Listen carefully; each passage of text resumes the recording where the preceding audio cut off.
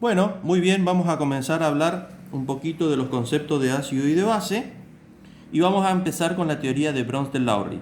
¿Qué es lo que nos dice esta teoría? Que ácido va a ser toda sustancia capaz de ceder un protón o ion hidrógeno y base toda sustancia capaz de aceptar ese ion hidrógeno o ese protón. ¿Sí? Entonces, para analizar dichos casos, vamos a tomar como ejemplo el ácido clorhídrico en primer lugar y luego el amoníaco. Según Bronsted-Lowry, ácido es toda sustancia capaz de ceder un ion o un protón, es decir, toda sustancia capaz de desprender, en el ácido clorhídrico va a desprender el ion hidrógeno o protón, ¿sí? Y va a quedar formado el anión cloruro de ese desprendimiento. ¿Sí? Entonces acá tenemos un ácido que es capaz de ceder un protón. Y una base es aquella capaz de aceptar un protón para formar así lo que se denomina un ácido conjugado. En este caso, cuando acepta el protón va a quedar formado el catión amonio. Para que se entienda mejor, vamos a analizar en una reacción ya dada en el cual reaccionan un ácido y una base, ¿sí? Lo que primero debemos distinguir en una ecuación de esta naturaleza son los pares conjugados, es decir, las sustancias o cómo se relacionan los reactivos y los productos de mi reacción, ¿sí? Entonces, distinguimos los pares conjugados. El ácido clorhídrico va a reaccionar de alguna manera con el amoníaco para formar el catión amonio y el anión cloruro. Entonces, el primer par conjugado que vamos a tener es ácido clorhídrico con anión cloruro, al cual lo vamos a denominar par 1. Y el par 2, obviamente, van a estar dados por los otros dos, es decir, el amoníaco y el catión amonio van a formar el par 2. Como yo enumere los pares es indistinto, no tiene ningún interés ese número, pero sí tiene interés distinguir bien el par. Vamos a analizar en primer caso cómo reaccionarían ácido clorhídrico y amoníaco.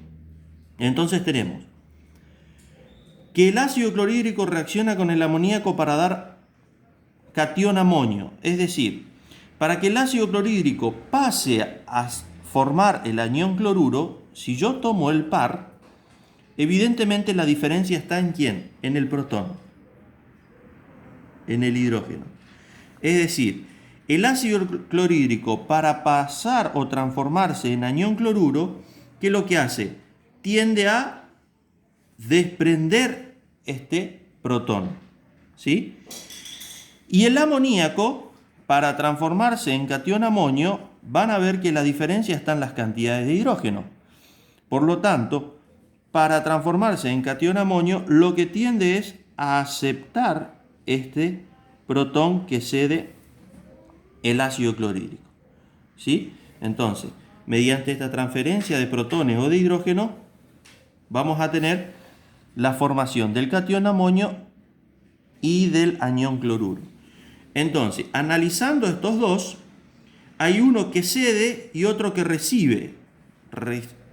Recordando el concepto de ácido y de base según Bronsted-Lowry, decíamos que ácido es toda sustancia capaz de ceder iones de hidrógeno y base es toda sustancia capaz de aceptar. ¿Sí? Una vez que reaccionan, se van formando cada vez mayor cantidad de productos de la reacción. Es decir, que en un momento dado, la cantidad de productos va a ser tan considerable en el cual va a empezar a reaccionar entre ellos y volver a formar aquellos reactivos que lo dieron origen. Por eso estamos hablando de una reacción en equilibrio, ¿sí? Va a llegar un momento en el que se va a equilibrar. Si yo analizo la reacción inversa, es decir, la reacción entre el catión amonio y el anión cloruro como reactivo para formar ácido clorhídrico y amoníaco, ¿qué sucede? El catión amonio, para volver a formarse o transformarse en amoníaco, ¿Qué es lo que debe ceder? Evidentemente, uno de estos 4 protones que tiene lo va a tender a ceder al anión cloruro para que éste vuelva a formar ácido clorhídrico en el cual necesitaría uno de los protones. Entonces, aquí lo que estamos viendo es otra vez una transferencia de protones. Y vamos a llamar ácido aquella sustancia capaz de ceder y base aquella sustancia capaz de aceptar. Por lo tanto, ahí nos queda conformado el equilibrio de ácido-base en esta ecuación. ¿Sí? Tenemos los pares conjugados ácido 1, base 1 y los pares conjugados base 2, ácido 2. Por último, vamos a ver el concepto de ácido-base según Lewis. ¿Sí? Y vamos a trabajar con un ejemplo. Lewis nos habla de base como toda sustancia capaz de ceder, y acá hablamos de pares de electrones, es decir, base va a ser sustancia capaz de ceder par de electrón, ácido, sustancia capaz de aceptar el par de electrones. Y vamos con este ejemplo en donde tenemos una reacción de equilibrio entre el cloruro de aluminio, el anión cloruro, el cual nos va a formar el anión tetracloroaluminato. ¿Sí? Según Lewis, hago las estructuras de los enlaces, según las estructuras de puntos de Lewis, y vamos a analizar el caso que sucede aquí. ¿Sí? Tenemos 3 enlaces en el cloruro de aluminio, y después tenemos el anión cloruro, el cual tiene 7 electrones más un electrón agregado por ser un anión, 8 electrones en el último nivel. Entonces, para formar el anión tetracloroaluminato, ¿qué es lo que va a suceder? El anión cloruro va a ceder un par de electrones